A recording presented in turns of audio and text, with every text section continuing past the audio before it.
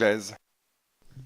Merci Monsieur le Président, merci Madame et Messieurs pour vos présentations particulièrement intéressantes. Ce sujet est crucial pour réduire la fracture territoriale à laquelle sont confrontés de nombreux concitoyens, notamment ceux qui vivent bien sûr en zone rurale ou en zone périurbaine, mais pas que. Cette politique du New Deal en faveur de la cohésion des territoires est particulière, d'abord parce qu'elle est co-construite avec le secteur privé que vous représentez, et ensuite parce qu'elle met clairement en avant des objectifs à atteindre plutôt que des moyens.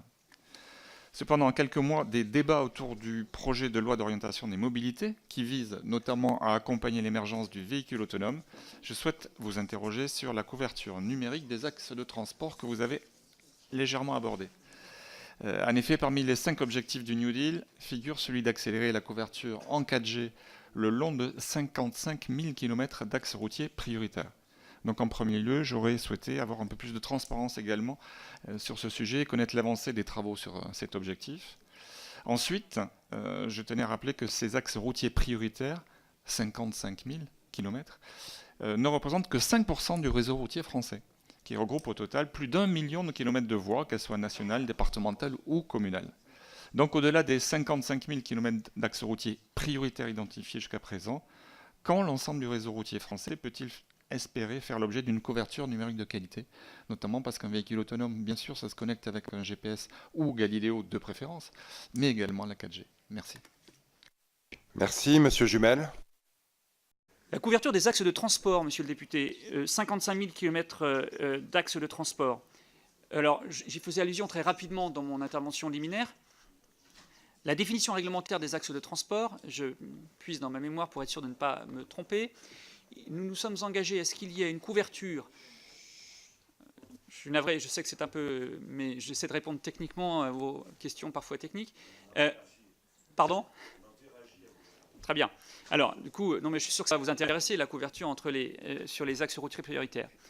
La définition réglementaire, c'est que dans les départements, entre la préfecture, entre le chef-lieu de département et les chefs-lieux d'arrondissement, il doit y avoir un axe qui doit être couvert.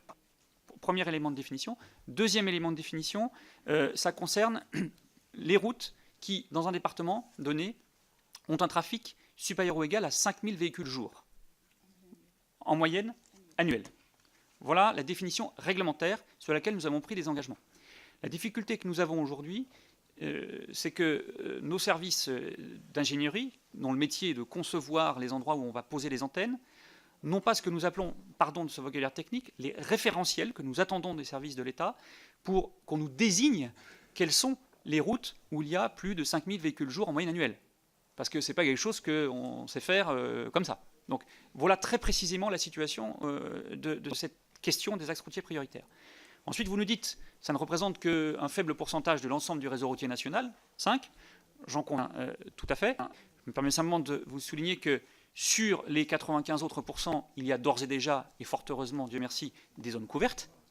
Et il y en a aussi qui vont être couvertes, soit par les déploiements propres des opérateurs, soit par d'autres moyens inclus dans le New Deal. Voilà.